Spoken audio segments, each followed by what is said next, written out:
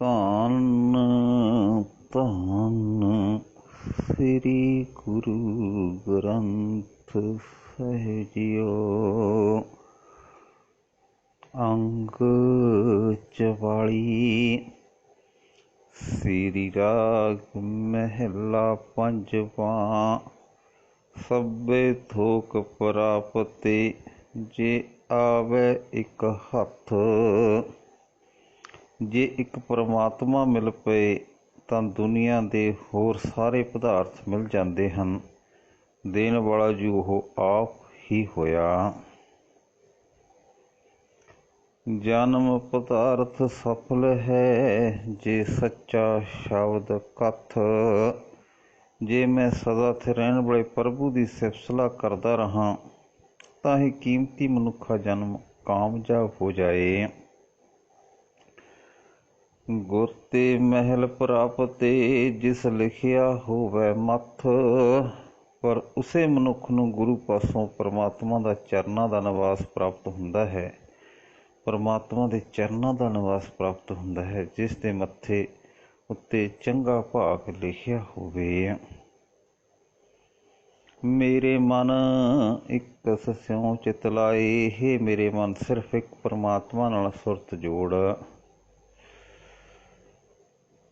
ਇੱਕ ਸਵਿਨ ਸਭ ਧੰਦ ਹੈ ਸਭ ਮਿਥਿਆ ਮੋਹ ਮਾਏ ਰਹਾਓ।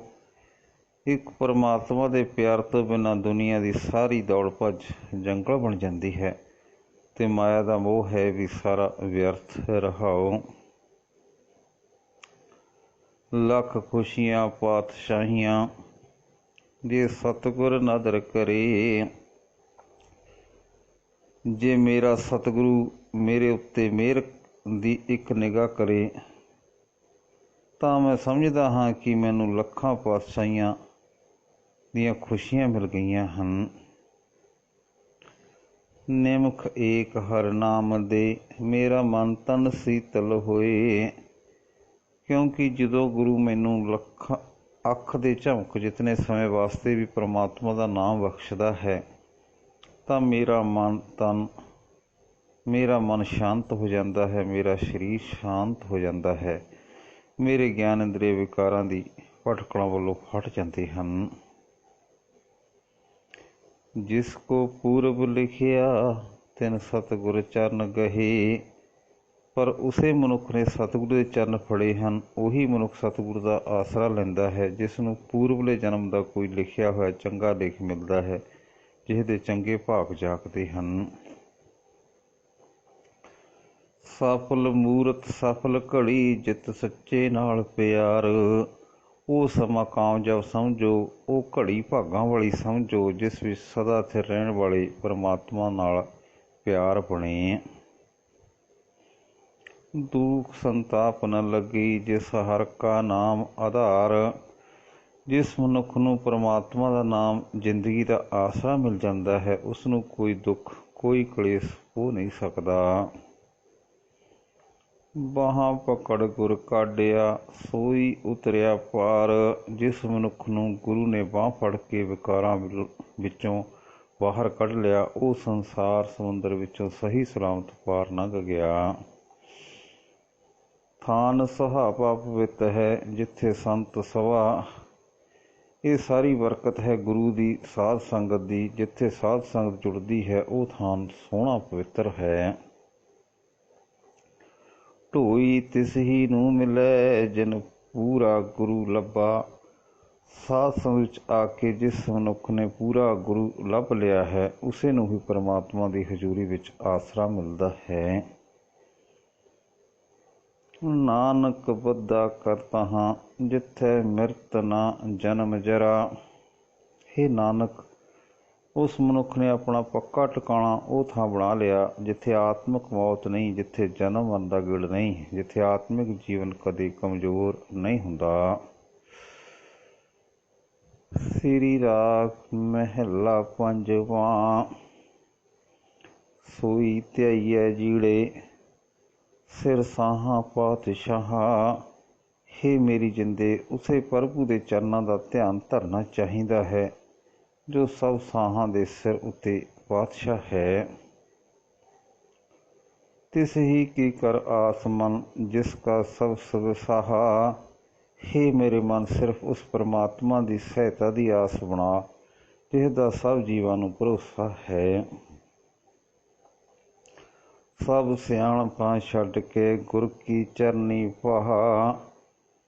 हे मन, सारियां चतुराइयां छड्ड के गुरु की चरनी पाओ। गुरु की सरन पिया ही परमात्मा का मिलाप हुंदा है। मन मेरे सुख सहज सेती जपनाओ। हे मेरे मन, आनंद नाल ते आत्मिक डोलता नाल परमात्मा का नाम सिमर। आठ पैर प्रभ ध्याए तू गुण गोबिंद नित गाऊं। रहाओ अठे पैर प्रभ नूं सिमरदा रहो, सदा गोबिंद दे गुण गांदा रहो। रहाओ तिस ही की सरनी परमना जिस जेवड़ अवर न कोय। हे मेरे मन, उस परमात्मा की सरन पो जिस दे बराबर दा कोई होर नहीं है।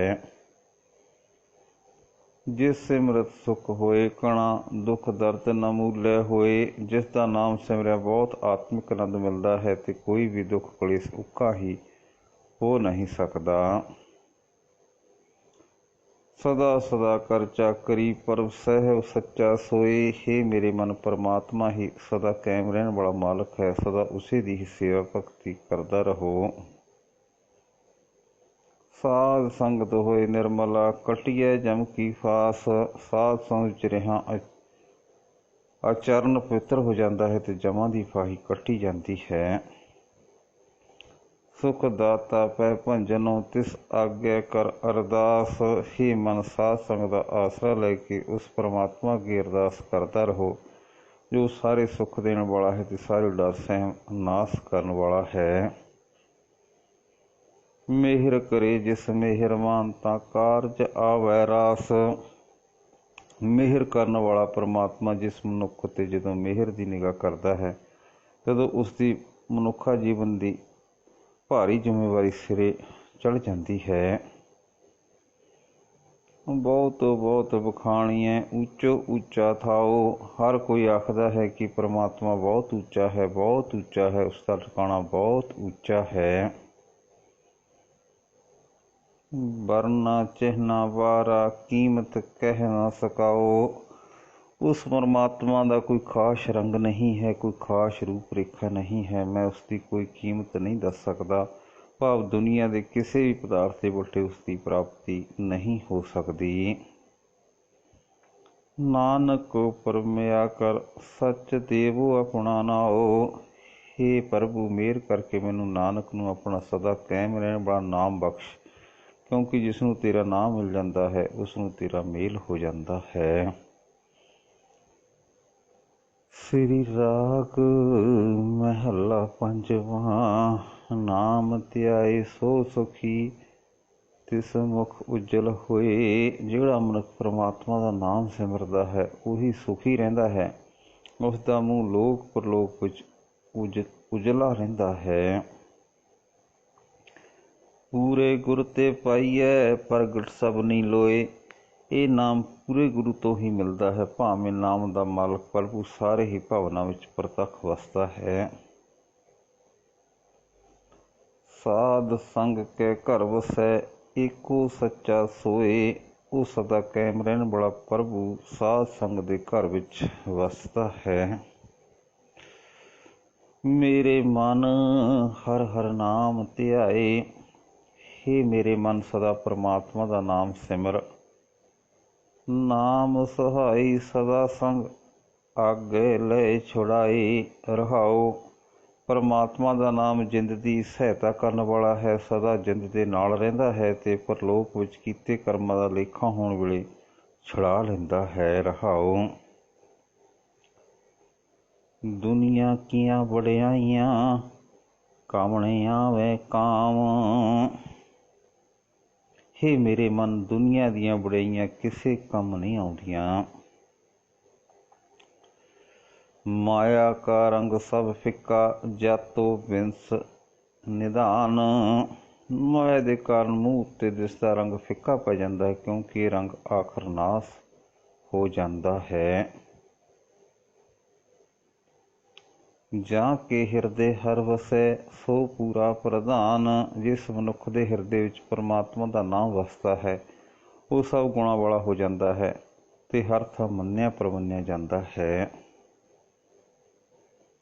ਸਾਧੂ ਕੀ ਹੋ ਰਹਿਣ ਕਾ ਆਪਣਾ ਆਪ ਤਿਆਗ। ਹੀ ਮੇਰੇ ਮਨ ਗੁਰੂ ਦੇ ਚਰਨਾਂ ਦੀ ਧੂੜ ਬਣ ਤੇ ਆਪਣਾ ਆਪ ਭਾਵ ਛੱਡ ਦੇ।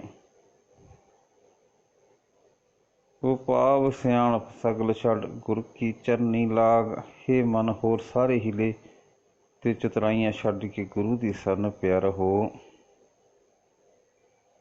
ਕਿਸੇ ਪ੍ਰਾਪਤ ਰਤਨ ਹੋਏ ਜਿਸ ਮਸਤਕ ਹੋਵੇ ਭਾਗ। ਜਿਸ ਮਨੁੱਖ ਦੇ ਮੱਥੇ ਉੱਤੇ ਪੂਰਬਲਾ ਭਾਗ ਜਾਗਦਾ ਹੈ ਉਹ ਗੁਰੂ ਦੀ ਸ਼ਰਨ ਪੈਂਦਾ ਹੈ ਤੇ ਉਸਨੂੰ ਪਰਮਾਤਮਾ ਦਾ ਨਾਮ ਰਤਨ ਮਿਲ ਪੈਂਦਾ ਹੈ। ਤਿਸੇ ਪ੍ਰਾਪਤ ਭਾਈਓ ਜਿਸ ਦੇਵੈ ਪ੍ਰਭ ਆਪ। ਹੇ ਭਰਾਵੋ ਪ੍ਰਭੂ ਦਾ ਨਾਮ ਉਸੇ ਮਨੁੱਖ ਨੂੰ ਮਿਲਦਾ ਹੈ ਜਿਸ ਨੂੰ ਗੁਰੂ ਦੇ ਰਾਹੀਂ ਪ੍ਰਭੂ ਆਪ ਦਿੰਦਾ ਹੈ।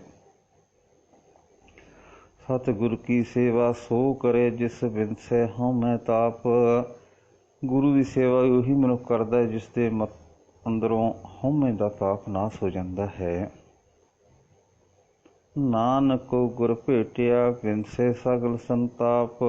ਹੇ ਨਾਨਕ ਜਿਸ ਮਨੁੱਖ ਨੂੰ ਗੁਰੂ ਮਿਲਦਾ ਹੈ ਉਹਦੇ ਸਾਰੇ ਕਲੇਸ਼ ਦੂਰ ਹੋ ਜਾਂਦੇ ਹਨ। ਵਾਹਿਗੁਰੂ ਜੀ ਕਾ ਖਾਲਸਾ ਵਾਹਿਗੁਰੂ ਜੀ ਕੀ ਫਤਿਹ।